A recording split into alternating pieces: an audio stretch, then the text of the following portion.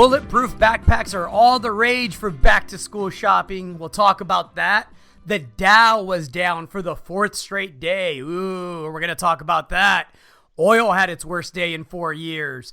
We're going to talk about that. We'll talk about the Gilroy Garlic Festival, which was a happy occasion that we highlighted last week. That, of course, has turned into a tragedy as supposedly another white nationalist has decided to open fire on an innocent group of people.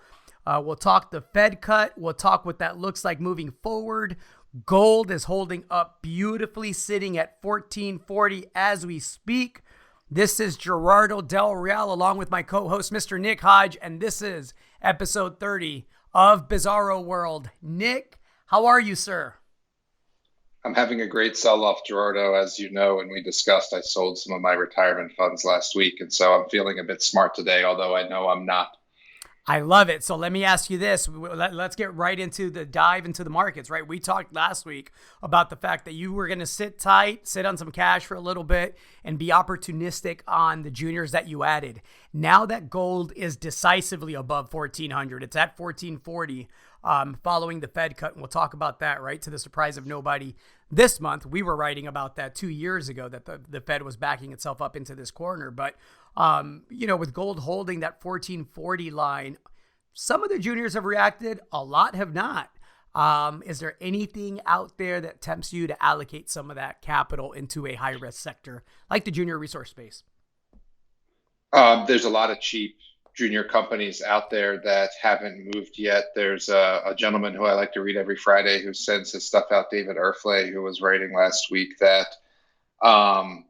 when fund money comes back into the sector, as it's starting to do, but particularly towards the end of the summer when fund managers get back from the Hamptons and start looking at their screens once again, that perhaps they'll go right to the junior names, because at this point, now that the Barracks and the Numas and the Agnicos and the Kinrosses, et cetera, have had a bit of a move, that some of the better run juniors with higher quality assets in better jurisdictions with better share structures now present a better risk to reward ratio than some of the larger companies. And so if you want me to start out with names at the beginning of the podcast, we could certainly do that. A company I've spent a lot of time with looking at over the past week was Revival Gold. I mean, it's just insanely cheap when its peers are trading at something like $48 per ounce of gold in the and it's trading at something like $10 or thereabouts, something ridiculously cheap when it's, it was a former mine. It's a brownfield asset, so it's inherently less risky than a greenfield. There is infrastructure there. There's leach pads there. There's, in fact, mineralized crushed ore sitting on the leach pads. I could just keep going. Yeah, and I'm going to cut in real quick because the leach store sitting on the pad there is equivalent to its entire market cap if they were to sell that. By the way, you get the infrastructure and the 2 million ounces of gold for free. Well, and it's not even 2 million ounces of gold. I mean, let's cut through it. I mean, it's going to be 3 million ounces of gold when they come out with their next resource update early next year. I think it is Q1. It's due out. They're drilling now. They just hit some very good holes over 70 meters of over 2 grams per ton gold at the Joss area of their Bear Track deposit. And I know we're getting a bit particular now, but I think, and I hope that's why people listen to us for nerdy stuff like that, not just for us to be disgruntled about the same news that everyone else is disgruntled about. So I'm going to keep going. And now they got two rigs going at our net, which isn't even included in the resource yet. So that's right next door to their project, the Bear Check project in Idaho. And so they've got cash. They got 2 rigs going. There'll be more drilling news coming. There'll be metallurgical news coming. There's a restart decision that we're starting to think about because, again, it was a former mine. And so, Revival Gold sitting down lower than it was before it put out those drill results at the beginning of this week at below 60 cents is crazy to me. And so that's one I'd be looking at for sure that I own shares of. And I don't know off the top of my head. I just wrote another check for Millrock. So that's a very cheap company that I have followed and invested in and recommended on and off for years and participated in placements. And, given it's in the prospect generation space, it's always been different projects, La Navidad in Mexico or whatever it is. And now we're on to Alaska with an ore body that they think runs right onto properties that they were smart enough to stake in the downturn when everybody was scraping nickels together. So kudos to Greg Beecher for that. So there's two names right there. I don't know. What do you got? I like it. And to add to your Mill Rock comments, they have what's shaping up to be an absolutely massive land package that they were able, as you mentioned, to stake during the downturn. And the neat thing about that is they have a database that they acquired, I believe 4 or 5 years ago, that basically has allowed them to stake everything around Northern Star's Pogo mine, right? Which is high grade, low cost, high margin. And we know the best place to look for a mine is right next to a mine, right? And I just have to believe that with that massive land package they've been able to put together, there's got to be multiple discoveries that come out of that. And I truly believe that'll one day be a great gold camp, not just one high grade, high margin, low cost producing mine. So Mill Rock's a good one. A company that has been quiet for the past year behind the scenes. They were working very diligently on securing a second project that would allow them to become year-round explorers. K2 Gold.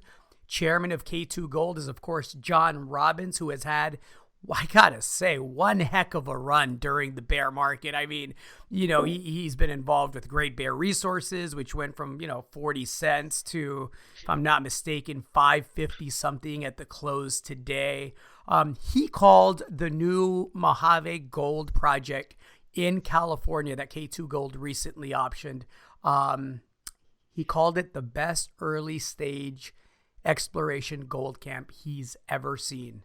Those are big words from a giant in our industry who has seen it all over multiple decades. So they, K2 is running a financing, $1.5 million financing. Just a month ago, it sat there at that 22-cent level. It's currently trading at 33 cents.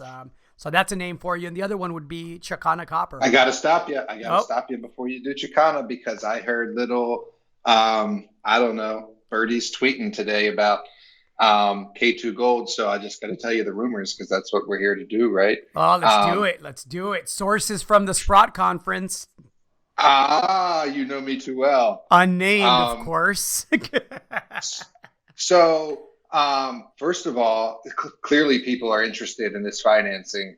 It was announced at $1 million on July 29th. It was up to $1.5 million this morning, and happened so fast you hadn't even seen it yet, Gerardo. It's been up to $3 million in the past couple of hours. So clearly appetite for this K2 financing, in addition to it being a John Robbins discovery group of companies who you said has a extensive track record of success. The gentleman who was at the helm of Great Bear, I don't have his name off the top of my head, but I have it on good word that he's the one who found this project in California, brought it to K2, and that's the reason he has joined the K2 board. So all that excitement around K2 and his joining and his being involved with this property in California has some real buzz going on in Vancouver, from what I understand. And I have to say that the stock is still cheap, because I've been involved in K2 for 3 years. I was looking the other day as I started to hear some of these rumors, and I was like, I know that name. Let me go check my involvement. And then they've run 3 financings since 2016 at the same price, 25 cents. So that's some of the stuff we were talking about at the beginning of this podcast. We're a couple of months into a gold bull market. Here we are at gold 1440, and you can write checks to these companies now at the same price you could 3 years ago, and they just added what you called say it again, the best early stage gold exploration camp John Robbins has ever seen. It was in the news release. That's not hyperbole on my part or me hyping it up. I'm a fan of K2. I think the team technically is one of the smartest in the business. I think that, even after the recent run up, it's up some 70% over the past month or so. Even after that run up, the market cap is about $8 million pre-financing, right? So as to your point, Nick, a ton of upside. So exciting property in the Yukon, an exciting property in California. John Robbins described it as early stage. However, it should be noted that this is a property that the majors have drilled in the past with great success, back in the 80s, if I'm not mistaken. And so, keep an eye out for K2 Gold. Absolutely. What else are you hearing from the conference? You were going to say, you were going to talk about Chicana. And so I'll chime in after you talk about Chicana too. Go for it. Yeah, two things are happening. I think some paper came loose for Chicana Copper. There's a lot of people that, gifted themselves very cheap shares early on. And I think some of that paper is probably hitting the market. There's no reason with gold at 1440 and Chicana having one of the better copper gold exploration properties in the space.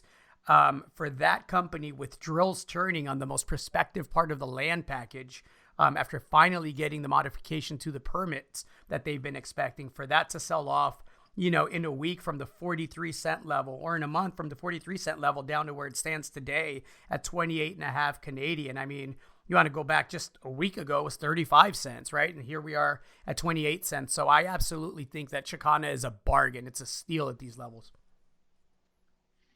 It's interesting when I look at these deals, and they've been around for a little bit, and I was fortunate enough to see a slide deck when they were in their earlier stages of financing and promotion. So Chicana is a deal, Gerardo, that you'll remember that we looked at a long, long time ago before everyone knew about the breccia pipes and how exciting it was, and all that kind of stuff. And we had the opportunity to finance it early on. I forget the price was probably something like 25 or 30 cents. I'd have to go look at the emails. But the point at the time was that it wasn't structured correctly, because those involved with putting the deal together had given themselves an exorbitant amount of cheap shares or cheap paper.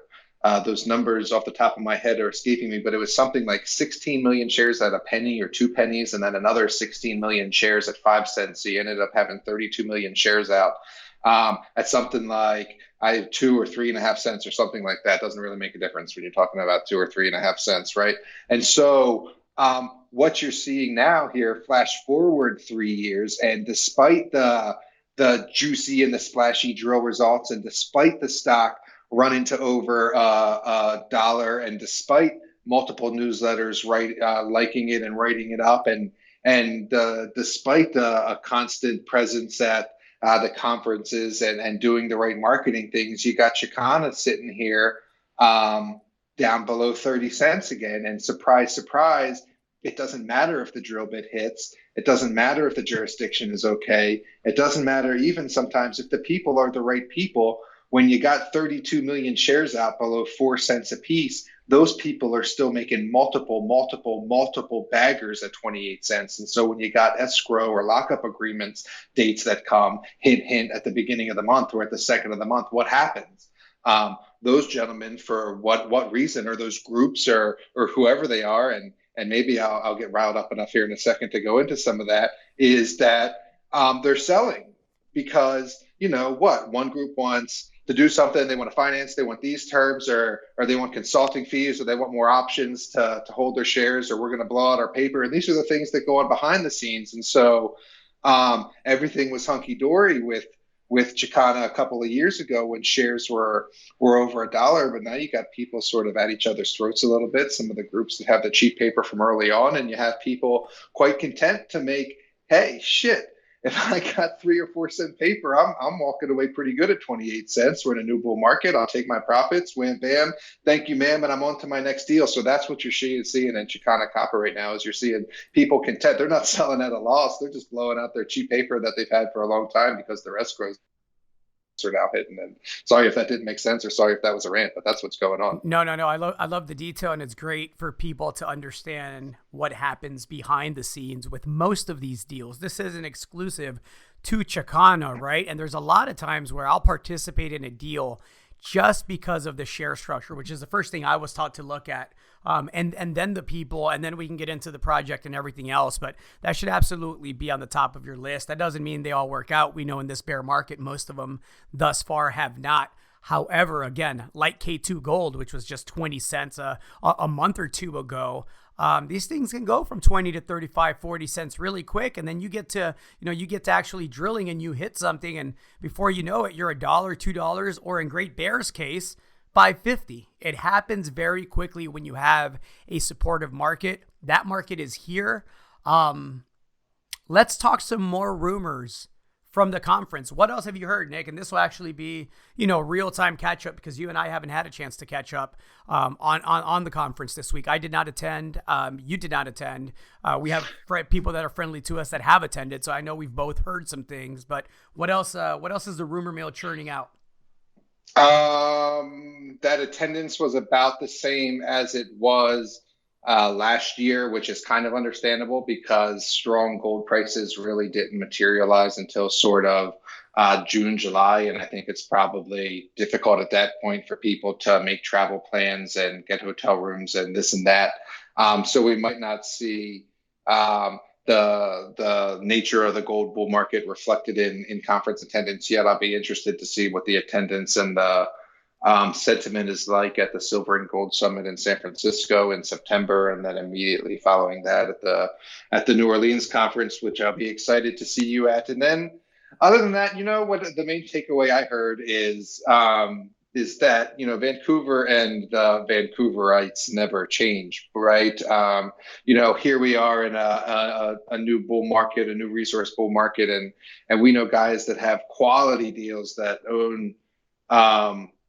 Or management of companies that have good assets that should be economic assets, that they should be pouring everything into developing and advancing and getting their share prices back to where they were in 2016 and prior to that. But instead, they're content to form new deals in the manner of or the vein in which I just described Chicana. So we're talking about guys that have $100, $200, $300 million, $400 million companies out there that should be the bulk of their attention, and yet they want to start new penny, 2-cent, 3-cent deals. I've got a new property here. We got a geologist. Let's put these guys together. And so this guy's telling me about it, and he's like, this guy's involved, and this guy's involved, and this guy's involved, and he names like 4 people that are involved in this new gold deal, and I'm thinking to myself, fuck. I own shares in all those guys' other deals, and they're down. What the fuck are they doing putting together a new gold deal and pitching everybody on it? And I think at the end of the day, that'll just never change. And so the question becomes, so are you doing the deal? I asked the guy I was talking to.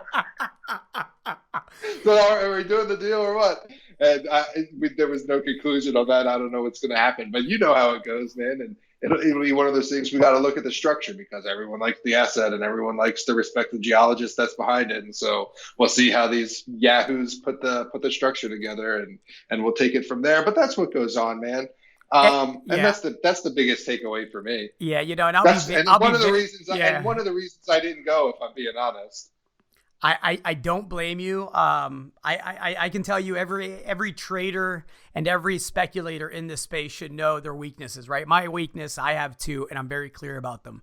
I'm usually early on stuff. Like for whatever reason, I can see a trend. It makes perfect sense. It's a great asset, it's great share structure, great people. Guess what? You get a bear market, you're going to be wrong 8 out of 10 times. That's just the way bear markets work. If you pick the right asset and you pick the right people, when things turn, those companies should be getting busy to turn it around, a la K2 Gold, which is doing a great job with it now, right? They're gaining some traction. They're bringing in some capital. They've kept a good share structure. They've got some great properties and great people behind them. And I firmly believe that has a great shot at turning into a big success. A position that for me was down 50% just a couple of weeks ago is all of a sudden up 10, 11, 12%. That's how quick it can turn. So that's my first comment. The second thing that I always do to a fault is I continue to support management teams that I like that are respectful of share structures despite inactivity. And I can name a couple of names. Hannon Metals is a name. I'm a fan of Michael Hudson.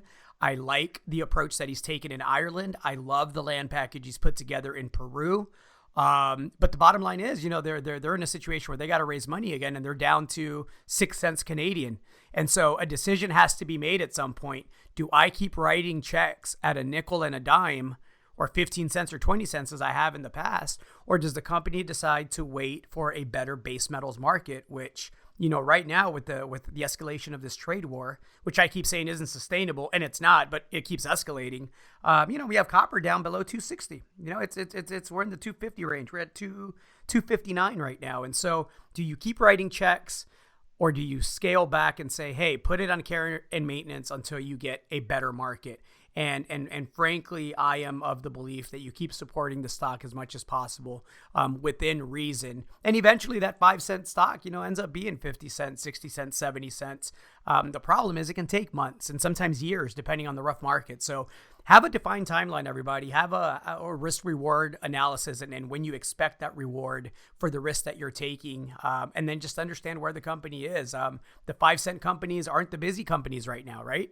They don't have the drills turning because in order to do that, they're going to have to do some dilutive financing. So it should be interesting. This is the exciting part of a bull market in gold, where everything is still very depressed because of how ridiculous the bear market was. So that's my rant on that.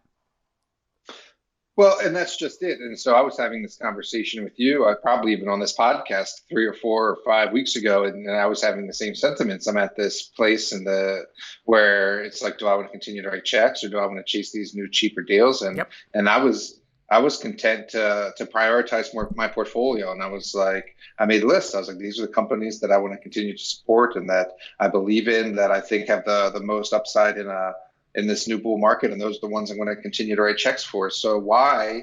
And I get your point about supporting management teams that are respectful of share structure, et cetera. But why would I write a deal for this check for this new gold deal that I was just describing that has a lot of people I know involved when I could go and buy more shares of Revival Gold that has a 32 million market cap, that has infrastructure, that has money to drill, that doesn't need to finance, that is covered by analysts, et cetera. So that's where I am, just buying quality names that I'm comfortable with. That's the side of the coin I've come down on.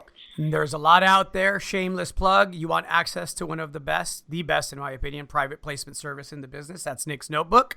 You want access to some high risk, high reward ideas in the junior resource space, heavily geared towards and favoring the explorers. That would be Junior Mining Monthly on my end. If you want access to a service that provides you in-depth research across multiple sectors, crypto, cannabis, spirits, resources, I would recommend Mr. Hodge's other service, which is Early Advantage. So there you go. There's 3 ideas. I'll plug one more because I think it's one of the best, if not the best, technically focused newsletter in the resource business, and that has to be Exploration Insights by Mr. Joe Mazumdar and, of course, Mr. Brent Cook. They do a great job. I don't normally plug other people's letters, but that's one of the few ones, I believe the only one of 2 that I actually subscribe to. So yeah, there's some names. I mean, whether it's my service or Nick's service or Joe and Brent's service, this is the time to start getting ideas together and figuring out if you're going to speculate in this space. Get in there now while things are still cheap. Do not wait for the Barron's headline when gold is $1,700 an ounce to start saying, no, I want to jump on this train. It'll probably be too late, and I'll probably be selling a little bit of my today stock to you by then. Choo-choo. I love it. Let's talk the Fed. The Fed cut 25 basis points. We kind of knew that was going to happen. Surprise.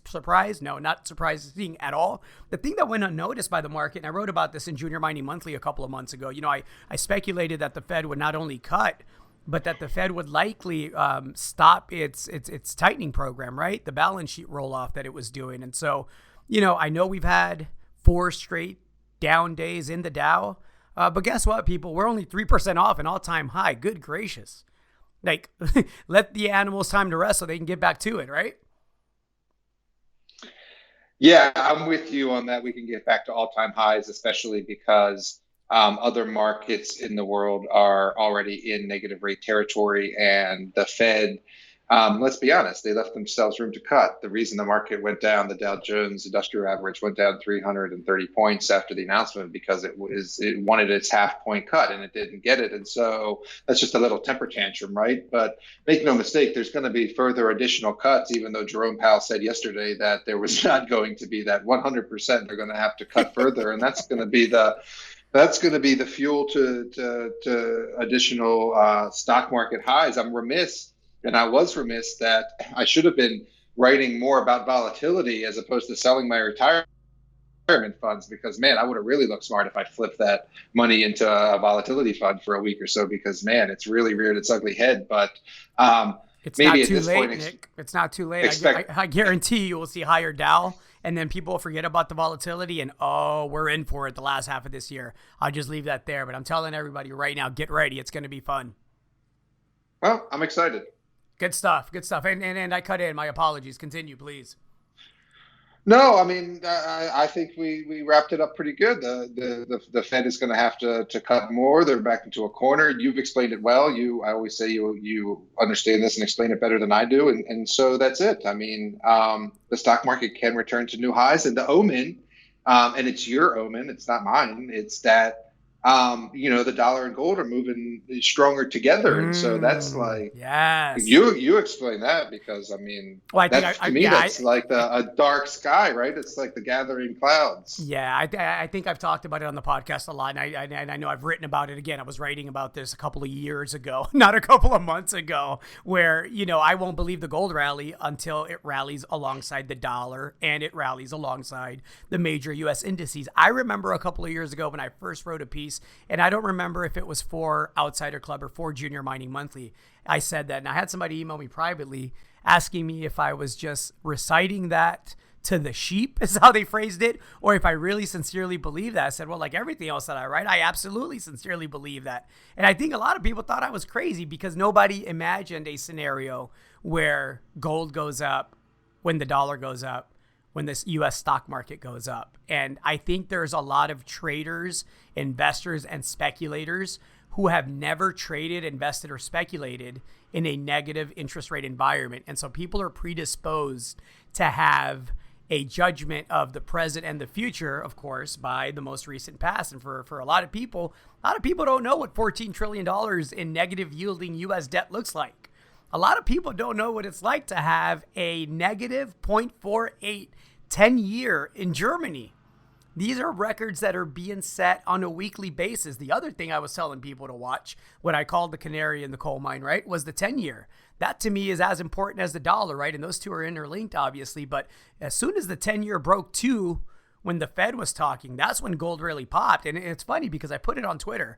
When gold had hit 14.25, I said, just watch the 10-year. 10 years is going to go down and the gold's going to shoot up. And within like 30 minutes, it was hilarious. Gold shot up an extra $30, right? And the 10-year went down to 1.86. So we're headed closer to zero in the 10-year here in the U.S. Europe has no choice. In September, Europe, the ECB, Miss Lagarde will continue to expand the asset bubble failed experiment that the Eurozone is. It won't work, much like it hasn't worked in Japan, and we're going to have to cut again. I don't know if we cut in September. The market's going to have to throw a big tantrum, and it might, because it knows the Fed listens. But if the market here in the U.S. throws a big tantrum and the Fed does not cut, you can guarantee yourself a cut in December. That's absolutely happening, and I say that because I don't believe the Fed's going to cut during an election year in 2020. So I believe that if we don't get a cut in September, we get an aggressive one, maybe 50 basis points in December before the year's out, to give some cover for the election cycle and not meddle, unless, again, there's a global contagion, which is very possible. Are we in an election year? I hadn't noticed. I know you want to talk debates, Nick. I know you watch because you tweeted a couple of things. Of course, I follow you on Twitter and opine often, but you care to share your insights? What'd you think thus far? First of all, I have always loved presidential debates, whether it's the one-on-one as we get closer to the general election, or it's in these preliminary stages. And it's one of the few reasons I turn on the old tube box. And I had 2 nights this week to revel in all the debate glory of the 20 candidates taking the stage to cross-talk each other among the 3 hosts that we needed. To ask them questions that they only had seemingly 4.2 seconds to respond to before they were cut off, and the host tried to start the next little piece of drama between the people on stage. And so, did you watch, Gerardo? I did. I did. Can I ask the Captain Obvious question here? Sure. Why the fuck do the CNN hosts get to talk more than the candidates that are there debating? Oh my God, I don't know. Jake Tapper, for crying out loud. It seems like by the time he's done, like it literally takes Jake Tapper longer to ask the question than the candidate has to respond to the question. Yes. It's like, it's like, and so it'll take him 30 seconds to ask the question, and they have 15 seconds, and it's, Miss Gabbard, your time is done. Miss Gabbard, your time is done. And then he's just talking over her for 10 seconds and you can't hear what either of them are saying. And then it's the next piece of drama. Miss Harris, what do you think about Mr. O'Rourke's statement that he didn't like your heels? Bunch of malarkey. I mean, that's what it is. It's just like they're instigating. They're not trying to peel back the onion. They're not trying to Meanwhile, build a substantive discussion. Horrible. It's literally, they said this. What do you think about that? That's like the question. Yeah. Meanwhile, there's kids in detention camps. There's kids, at the border separated from their families, being sent to court. They can barely talk. They can't read or write. They have no attorney, and they're meant to represent themselves in court. They're held indefinitely in piss poor conditions. I talked a couple of podcasts ago about the pimping of kids and just how ugly it is in our country's history to not only be doing it to the kids, but to actually be profiting the way that we're profiting from it. Makes it twice as nasty, right? So I won't get into that again, but needless to say, there's a lot of real things that we could be talking about. We could talk about... For sure. Yeah. So asking about the shoes, come on, man. Well, I made that up, but that's what it sounds like, basically. It's like... No, but you're not wrong, though. There's questions that are very similar to that. And so, it's important, first of all. Democracy is important. America is important. And so you should educate yourself. You should watch these debates to get a sense of the candidates, because it's easy when you're, looking in someone's eyes and you're watching somebody's face to see if they're being sincere, if they're, talking about things they really believe in, or if they're just giving lip service. And so that's what I try to do. And I tuned in. And if you don't mind, I just want to talk for a little bit about some of the candidates and some of the takeaways, some of the things I liked and some of the things I didn't like, if that's okay with you. Oh, I would love your insights. We're co-host, right? This is something that, again, we haven't talked about privately, so I would love to hear your opinion. I, of course, have a couple myself, but I would love for you to opine, Mr. Hodge. And I want to tie in the fourth turning here, which we touched on a bit last week, that has to do with the turning of generations and the replacement of generations. Specifically, this fourth turning that we're in is a crisis. And the millennials are supposed to replace the generation that came before them. And that generation was the GI generation, the people who were born 1900 to 1924, that came of age in the Depression, that went on to defeat Hitler, et cetera. And so they are now dying. And millennials are supposed to rise up in their image and take on the same archetype, which is hero. You don't want to hear it, but millennials are the hero generation. There's nomads, and there's artists, and they're prophets, and they would apply to other people. And we need the artists and the prophets, and we absolutely need the heroes right now. That's right. And so the heroes are supposed to rise up, take control of the institutions, remake the face of the country in a better image, and we can all get on with our lives. But unfortunately, it's going to be a financial mess, a geopolitical mess, and there might even be a war. So it's not all peaches and cream, and it's going to take another 10 years. But anyway, all that to say that it needs to be a young person that represents the Democrats. And I speak to you not as a Democrat or a Republican, but as an independent libertarian. And so I'm just giving advice here. This is free consultation. Joe Biden is too old.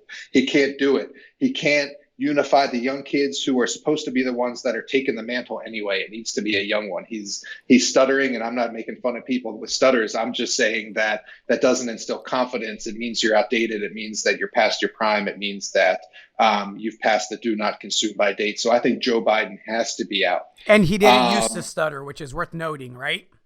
It shows deterioration. Speaking to your point about we're not knocking age, we're knocking the effects, the natural effects that age has on some people. Is Donald Trump old? Yes. Did you see his fucking speech this last week where he's like, blah, blah, blah, blah, blah, and, blamed it on the teleprompter? I mean, come on, man. But I digress. I think he cured cancer and AIDS last night, so we're all good. Yes, and then he encouraged people, or he basically saluted the people that broke into Representative Cummings' house as well. But again, I digress. No more attention to that guy, because we already know what that is. Incredible. Kamala Harris is a cop. So you need to know that. Yep. Worse than a cop. Gabbard, She's a prosecutor cop that arrested thousands of people for low-level infractions and laughed about it, and now is a crusader. But again, back to you.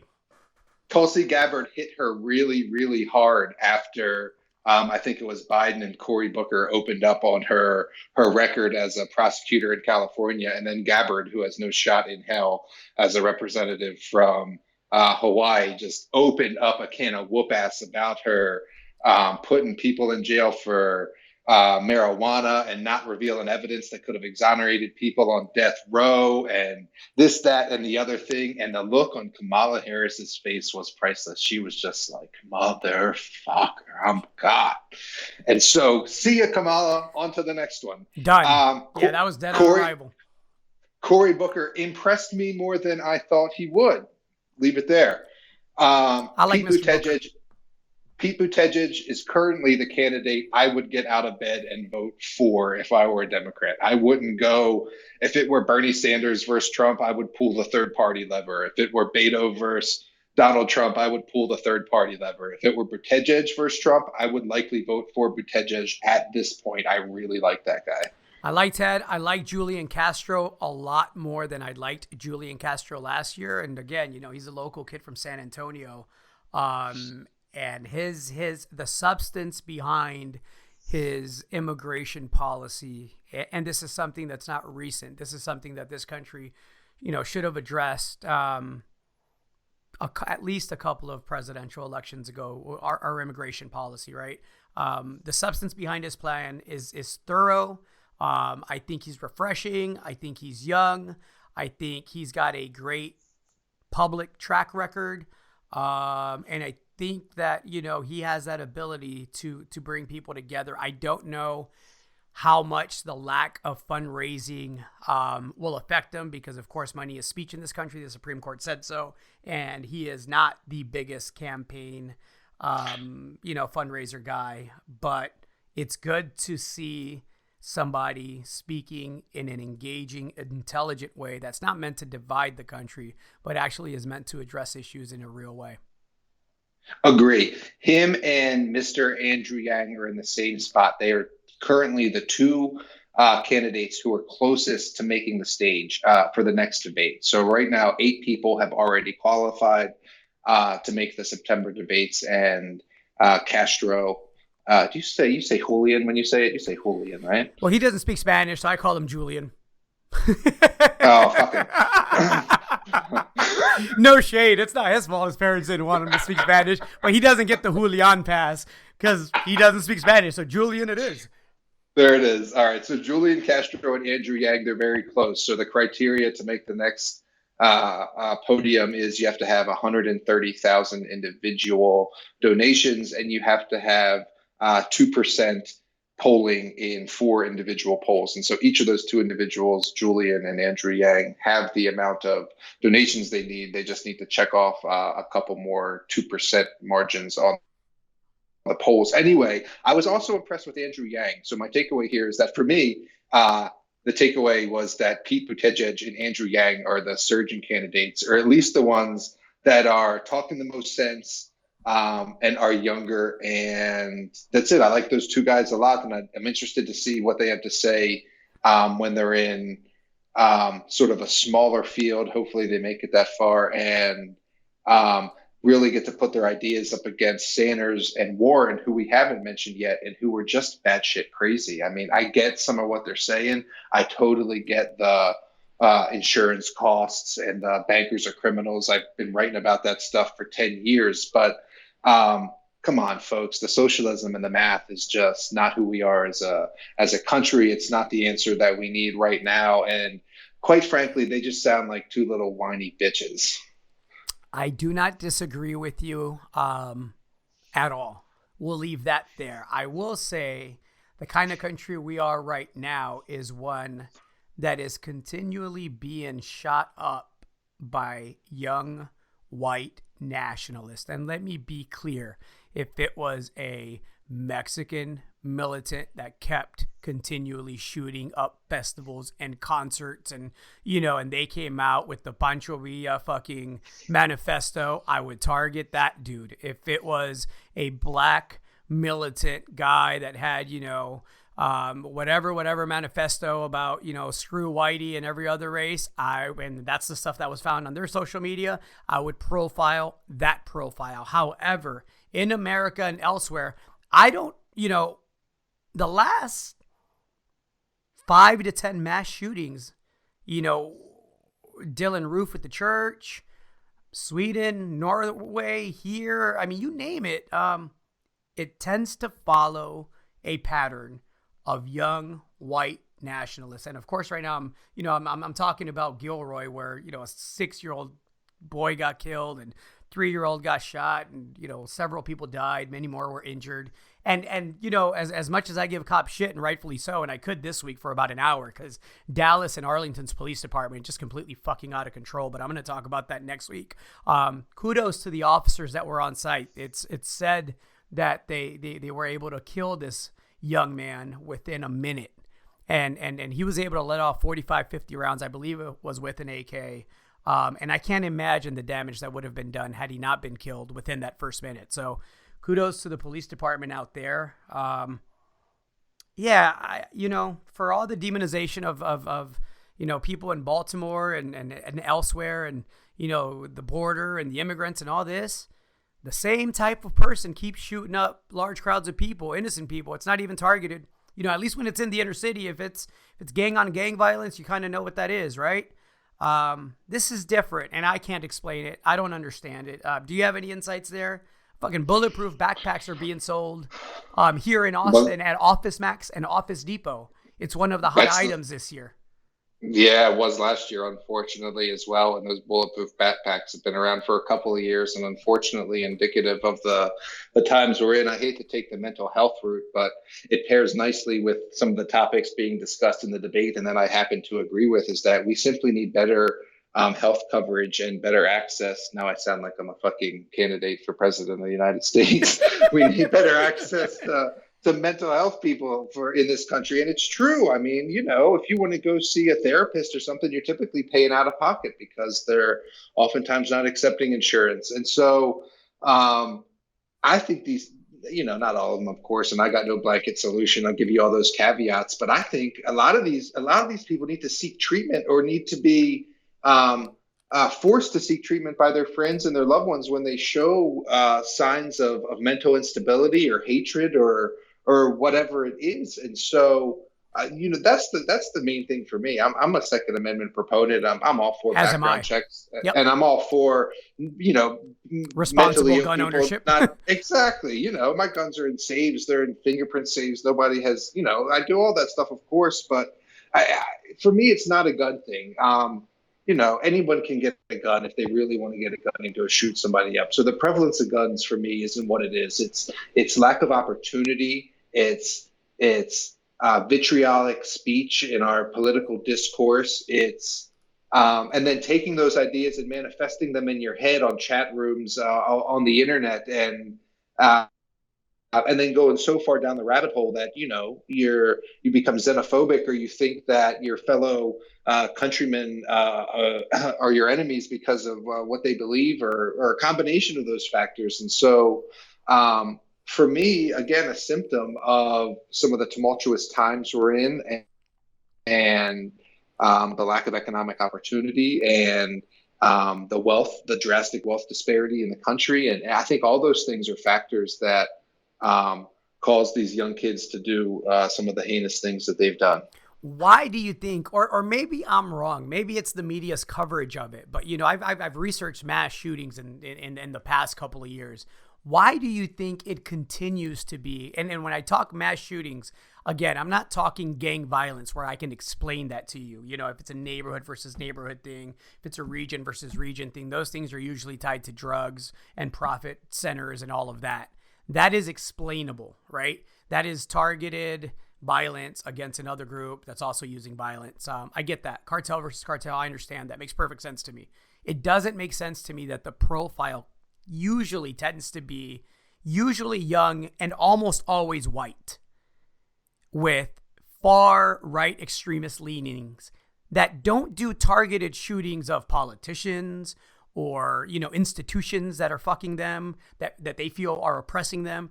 it's always, lately especially, mass shootings on innocent people of all colors and backgrounds. Just last week we talked about, it was a positive story, the largest garlic festival, and how great that was, and have a great weekend and love each other and treat each other good, is how we signed off last week. And then I turned on my yeah, go ahead. No, I couldn't believe it when I saw that. I had never even heard of the Gilroy Garlic Festival, and I thought it was a cool thing to discuss. And then the next day I saw the shooting, and I was disgusted. I was like, fuck, what if somebody went to the Gilroy Garlic Festival because I mentioned it on the podcast, which is probably impossible because the podcast didn't come out until Monday. But that's what I was thinking. I was like, shit, that's fucking horrible. Yeah, and so again, like every time that happens, every time I hear, serial killer arrested, I immediately stereotype, but it's not a stereotype if it's right. My stereotype is always probably going to be a white dude. And then if it's a mass shooting, it's probably going to be a young white dude. And most of the times it is. Yeah, and I don't know about the untargeted. You would think that, if you have a political message, you would want to kill a certain type of person Right. or a representative or someone that embodied the ideals that you purported to hate. But the randomness is something I don't get. And that's and the most perplexing part to me. That's the part I can't wrap my head around. Quite frankly, right. I think a lot of people don't get it. And the only thing that comes to mind, or the only inkling that I would have, and I don't even know who I am to speculate on this, is that they think that's going to get them the most recognition or get people to talk about them and their cause and their ideas the most. I mean, beyond that, what else could it be? Other than they just have such a hatred of their fellow man that they're just willing to go to the most populated place and start popping off to see, to inflict the most damage that they can. Yeah. Tough. And again, it goes back to these debates, right? Let's tie that back in, and the quality of the questions. Like the way that we deal with mental health in this country is by sending people to prisons that aren't equipped to deal with mental health issues. So they medicate away at an inflated cost, mind you, these people's issues. And the bottom line is that 97% of all criminals will see the streets again. So if you just lock someone up for, I don't care how long, 3 years, 10 years, 30 years, if those people see the streets again and you haven't done anything meaningful to address the actual, what prisons are supposed to be, rehabilitation, there's a reason why the recidivism rate is almost 70% in this country and has been consistently for decades on end. It's because for decades on end, we've done absolutely nothing to address mental health in this country. And in the past 10 years specifically, we've done a great job in America of privatizing and profiting people's issues. And it's sick. It's just like the detention centers where the goal isn't to catch the most violent criminals. There's laws for that and keep violent people from outside our borders away. That's not the point. The point is to keep and hold people as long as possible so we can milk the federal government for the money. And the money goes to private prisons, and the private prisons are owned by private shareholders. And those are the people that are pimping kids. And it's the same thing with mental health. Anybody, and we all know somebody that has mental health issues, can speak to the challenges of just finding help. It's hard enough for a lot of these people to admit they need help, let alone find it in a meaningful way. And that's even if you have money. I mean, I don't notice you tweet that many other Kennedys died recently. They just weren't related to the famous Kennedy clan, right? But, the young lady, I believe 22-year-old Kennedy, young woman that passed away, it's rumored it was a drug overdose and obviously tied to some sort of mental health issue. But even the rich have a tough time getting access to quality care and admitting there's a problem. So can you imagine what it's like for somebody that isn't in the upper class? I can for sure. And so, exactly. And not just mental health. You started off that run with the war on drugs. And so I'm going to just tie this whole thing back to Biden, which is how we got started on this rant. And so he stands up there and he says, we got this new crime plan to, reduce jail time for first offenders and rehabilitation and this and that. And Cory Booker's like, man, fuck you. You're the one who said, I'm proud to have my name on every crime bill since 1985. I'm proud to be tough on crime. I'm a leader of the war on drugs. You're the one who was saying that shit all through the 90s, Joe. Yep. Like, you can't retract that shit now. Yep. And so for me, I was loving it, dude. I was like jumping up and down in the kitchen. My wife was like, "What are you doing?" I was like, "Get him, Corey, get him." I thought it was great. It was great that Ms. Harris had her prosecuting ass handed to her, and don't get me wrong, she's intelligent, she's qualified, and if you want the Democratic Party to be the law and order party, same way that the Republican Party is the law and order party, hint, hint, laugh, laugh, right?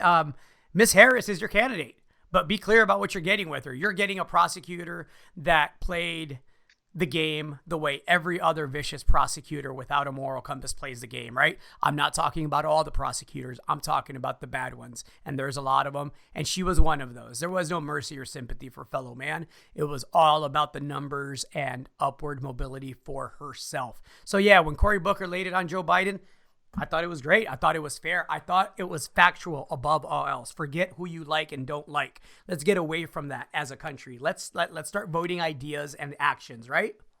Well, that's what was so great about it. I was like, oh man, everyone like cringes because it's like, you're not supposed to say that. And it's like, that's exactly what you're supposed to say. What happened and the truth. And if it offends somebody, well, then they should be offended, right? And so I was loving it. I love it. Last thing, and then I'll shut up about the debate, is my man Andrew Yang at the end just totally breaking down the fourth wall when he had his 2 minutes to wrap up and saying that this was just a stupid reality show and it's stupid stuff like these dumb debates that get us reality show presidents like Trump. I was like, get it, Andrew, get it. I thought it was awesome. The last point, and then we'll leave the election alone, and then we'll quit ranting on everything and let everybody have a great Monday, right? The last point that I thought was very fair is when they went after Biden and the Obama administration for their immigration policy failures. I touched on that last week. For the deportation. Exactly. Yep. I talked about that last week or the week before, how it's not just this administration. This administration has, dog whistled and catcalled, the white nationalist side and more racist side of this country, to be sure. But let's be clear. Obama is the one that promised immigration reform. He campaigned on that. He said within the first year of my administration, that'll be a cornerstone of my policy. And, he instead pivoted to healthcare. We can have a debate about whether it was a good pivot or not. But he failed on that and then got reelected and failed to do anything meaningful again. So this goes back many, many decades. Like I said before, many, many, many presidents. We haven't had meaningful reform since Ronald Reagan. That should tell you something. And yeah, again, like mental health, like the gun violence, like our infrastructure on a lesser note, on a less serious note, I should say. We have a lot of real things to be talking about, people. Well, and that's what the guy, Mayor Buttigieg said, because he's like my age, right? And so that's what he has to like needle them with. He said, you guys have been talking about these same ideas since I was in high school. And I was like, ding, ding, ding, ding, ding. Yeah. I'm looking forward to Saturday Night Live again. It's going to be good. It's going to be good. I know you wanted to talk about mosquitoes. Well, we've ranted very long, so just very quickly, mosquitoes are really, really, really gangster individuals. So take a guess. Like, how many humans do you think over the course of history mosquitoes have killed? Just take a stab. Let's go with... Let me see. I'm going to go with 3.5 million. 3.5 million people would be a good guess, and that's a lot of people. That's like 1% of the U.S. population right now, because there's 300 million of us, but it would be drastically too low. Mosquitoes have killed. Are you ready? Are you really ready for this? Give it to me. Over 50 billion people. Holy smokes. Billion? Yeah, B. Over half of the 108 billion humans that have ever roamed the earth in our 200,000 or so years of existence, over half or around half, 50 billion of us went out because of the damn tiny mosquito, because West Nile or malaria or whatever disease it was that those tiny little pests were transmitting at the time. And so the only thing I wanted to say about that was, well, there's a couple of things. I always have more than one thing to say, but first of all, fuck mosquitoes. Second of all, we have come a very long way in combating them. I mean, like Bill Gates himself eradicated some diseases in Africa just by providing like mosquito nets, for example, and letting people not get bit anymore. But we're making progress. But we are on the cusp of making like the most progress ever in our battle against the mosquito. And make no mistake, It is a battle to the death. It's a battle for survival. Life finds a way, as Mr. Goldblum said in the famous dinosaur movie. And when they're killing 50 billion of your brothers and your sisters, you need to find a way to kill those motherfuckers or they're going to take out the whole species. And I don't think any of us want that to happen. And so we are trying to edit their genes. So we're going to introduce sterile mosquitoes so they can't reproduce anymore. And we're working on it. That's all I have to report. Go science. That is insane. Go science. Go science. That is insane. Absolutely insane. 50 billion. Crazy times, man. Crazy times. Damn mosquitoes. Damn fucking mosquitoes. I'm going to be paranoid all weekend now, Nick. Thanks. And so it opens up the question, about the butterfly effect and should we really be killing all the mosquitoes? And so we'll have that debate, I'm sure. But as it currently sits, given the information I've taken or took in over the past 35 years I've been here, I currently say kill the fucking mosquitoes. Kill the mosquitoes it is. Existential threat, to say the least. 50 billion is a lot of fucking people. I should say so. I'm walking around feeling lucky all of a sudden. Kill them all. I love it. Well, listen, it should be an interesting week. I'm curious to see if the Dow bounces back. I'm curious to see what the dollar does. We barely touched on that. It hit, the dollar index hit, I think, multi-year highs. I keep saying it's going to triple digits very, very soon. Nobody believes me yet. Everybody says the death of the dollar is among us. It will happen, but it won't happen for years, everybody. So buckle up. I see $1,500 gold in the cards. I see the dollar index hitting triple digits. I see the Dow hitting 30,000, but maybe not before a pullback to 25,000. It should be an awesome, fun, volatile 3 to 4 months to end the year here.